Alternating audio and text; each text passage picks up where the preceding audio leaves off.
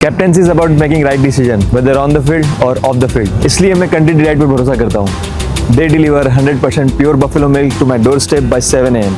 Don't just enjoy our matches, enjoy village fresh buffalo milk to download the Country Delight app. మన దేశంలో ఎప్పుడు తీవ్రవాద దాడి జరిగినా స్పష్టంగా పాకిస్తాన్ పాత్ర ఉంటుంది. మనం అనేక ఆధారాలతో చెప్తూ ఉంటాం, కానీ పాకిస్తాన్ దాన్ని డినై చేస్తూ నిరాకరిస్తూ ఉంటుంది. తాజాగా పహల్గామ్ దాడిలో కూడా మాకు సంబంధం లేదు, ఇండిపెండెంట్ ఎంక్వైరీ కోరుతున్నాం, నిష్పాక్షికమైన విచారణ అంటూ మాట్లాడుతుంటారు. ఏదైనా తప్పనిసరిగా అవసరమైతే దొరికిపోయినప్పుడు అది మా ప్రభుత్వానికి సంబంధం లేదు, మా సైన్యానికి సంబంధం లేదు, నాన్ స్టేట్ యాక్టర్స్ అంటే రాజ్యేతర శక్తుల పని అని కొట్టిపారేస్తుంటారు. కానీ ప్రతి సందర్భంలోనూ భారతదేశం స్పష్టం చేస్తూ వచ్చింది, ఆధారాలు చూపుతూ వచ్చింది.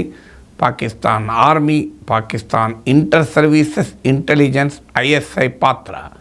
ఇటీవల కూడా పహల్గామ్ దాడి తర్వాత భారతదేశం ఆపరేషన్ సింధూర్ జరిపితే ఆపరేషన్ సింధూర్లో చనిపోయిన తీవ్రవాదుల అంత్యక్రియల్ని పాక్ ప్రభుత్వము, పాక్ ఆర్మీ సైనిక లాంఛనాలతో, ప్రభుత్వ లాంఛనాలతో జరిపించింది. ఆ అంత్యక్రియల్లో పాక్ ఆర్మీ ప్రతినిధులు కూడా పాల్గొన్నారు. ఇదొక స్పష్టమైన ఎవిడెన్స్, తీవ్రవాదులు ఆర్మీ వేరు కాదు.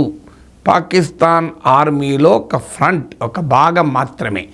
ప్రపంచంలో ఏ దేశానికైనా ఆర్మీ, నేవీ, ఎయిర్ ఫోర్స్ ఉంటుంది. పాకిస్తాన్కు మాత్రం 4 ఉంటారు: ఆర్మీ, ఎయిర్ ఫోర్స్, నేవీ, జిహాదీ ఫోర్స్. సో జిహాదీ force is part of the Pakistan arm forces అని స్పష్టంగా రుజువైంది.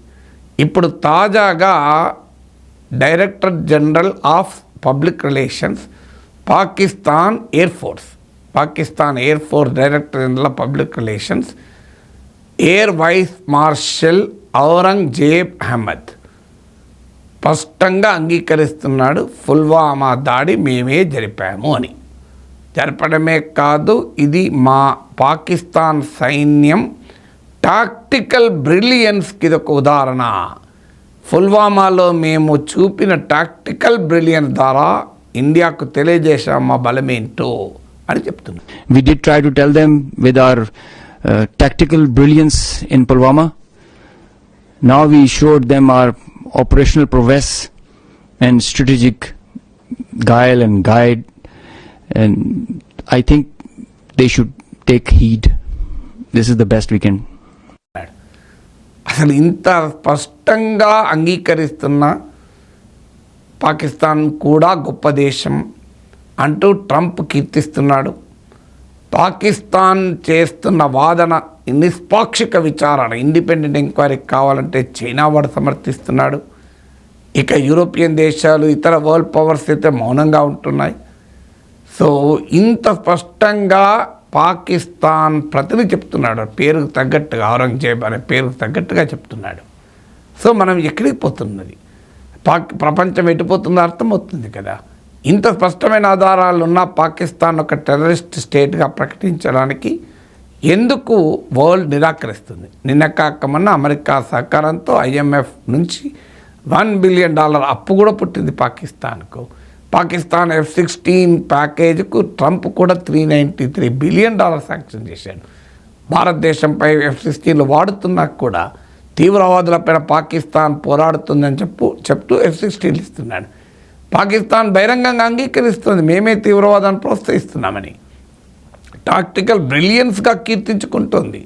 ఏం టాక్టికల్ బ్రిలియన్స్? అది పౌరుషపాఠం అవుతుందా? సో వెన్నుపోటు పోవడం వీరత్వం అవుతుందా? చూడండి, పుల్వామాలో 40 మంది వీర జవాన్లు, CRPF జవాన్లు మరణించారు. దాని తర్వాత భారతదేశం బాలాకోట్ స్ట్రైక్ జరిపింది. ఇవాళ ఒప్పుకోవడం కాదు, మీరు వరుసపెట్టి ఈ మధ్య చూడండి, పాకిస్తాన్ అగ్రనేత అయిన బిల్వాల్ భుట్టో, పాకిస్తాన్ మాజీ విదేశాంగ మంత్రి, ప్రస్తుత ప్రభుత్వంలో ఆయన నాయకత్వంలోని పాకిస్తాన్ పీపుల్స్ పార్టీ భాగస్వామి. సో బిల్వాల్ భుట్టో ఏమన్నాడు? నిజమే, పాకిస్తాన్కి చరిత్ర ఉంది, ఇట్ ఈజ్ అవర్ హిస్టరీ, కానీ మేము ఇప్పుడు మారిపోయాము, మేము ఇప్పుడు ఈ పనికి మేము తీవ్రవాదులు ఇప్పుడు ప్రోత్సహించడం లేదు, మేము చరిత్రలో ప్రోత్సహించిన మాట నిజం, దానికి పాకిస్తాన్ మూల్యం కూడా చెల్లించింది అని బిల్వాల్ భుట్టో ఒప్పుకుంటున్నాడు. కానీ బిల్వాల్ భుట్టో అంగీకరించింది ఏంటంటే పాకిస్తాన్ ప్రజెంట్లో తీవ్రవాదాన్ని ప్రోత్సహించడం ఉంది, పాకిస్తాన్ ఫ్యూచర్లో కూడా ఉంటుంది, పాస్ట్ ఒకటే కాదు. ఇక పాకిస్తాన్ డిఫెన్స్ మినిస్టర్ స్పష్టంగా అంగీకరించాడు, మేము 3 దశాబ్దాలుగా ఈ డర్టీ వర్క్ చేస్తున్నాం, అమెరికా కొరకు చేస్తున్నాం, యూకే కొరకు చేస్తున్నాం, వెస్ట్ కొరకు చేస్తున్నాం, దీనివల్ల పాకిస్తాన్ నష్టపోయింది అని చాలా స్పష్టంగా పాకిస్తాన్ డిఫెన్స్ మినిస్టర్ అంగీకరిస్తున్నాడు. సో ఇంత ఓపెన్గా పాకిస్తాన్, అది కూడా పహల్గామ్ దాడి, ఆ తర్వాత ఆపరేషన్ సింధూర్, ఆ తర్వాత పాకిస్తాన్ మన పైన జరుపుతున్న దాడులు, ఇన్ని జరుగుతున్నా కూడా పాకిస్తాన్కు మొహమాటమేం లేదు. వాళ్ళు గర్వంగా మేము ఈ తీవ్రవాదుల వెనకాల ఉన్నామని నేను చాలాసార్లు చెప్పాను. ఇదంతా ఎందుకు, అసలు ఒసామా బిన్ లేడెన్కి 5 ఏళ్ల పాటు ఆశ్రయం కల్పించారంటేనే అదొక ప్రూఫ్. అయినా world still wants to ignore, ప్రపంచం ఇంకా కళ్ళు మూసుకొని ఉండాలని కోరుకుంటోంది. కానీ పాకిస్తాన్ కుట్రల్ని కుతంత్రాల్ని పూర్తి ఎవిడెన్స్తో భారత్ ప్రపంచం ముందుంచుతోంది. యునైటెడ్ నేషన్స్ మాట్లాడదు, అమెరికా మాట్లాడదు, చైనా మాట్లాడదు పాకిస్తాన్ టెర్రర్ నిక్సెస్ గురించి. అందువల్ల భారతదేశం ప్రతిసారి చెప్తున్నా, అజ్మల్ కసబ్ లాంటి వాడి ఇల్లును పాకిస్తాన్ మీడియానే చూపెట్టింది, ఇంకో ఈ గల్లీలో ఉంటాడు వీడి ఇల్లు అని చెప్పి, అయినా మాకు సంబంధం లేదంటారు. కనీసం శవాలు తీసుకోవడానికి రెడీగా ఉండరు. అందువల్ల పాకిస్తాన్ కుట్రలు కుతంత్రాలు ఇక ఇండియా ఎక్స్పోజ్ చేయాల్సిన అవసరం లేదు, పాక్ నాయకులే ఎక్స్పోజ్ చేస్తున్నారు. అందువల్ల పాకిస్తాన్ డిమాండ్ చేసినప్పుడు ప్రతిసారి ప్రూఫ్లు చూపెట్టాల్సిన అవసరం లేదు, వాళ్ళే ఒప్పుకుంటుంటే ఇంకా ప్రూఫ్లు ఎందుకు, ఇంకా విచారణలు ఎందుకు?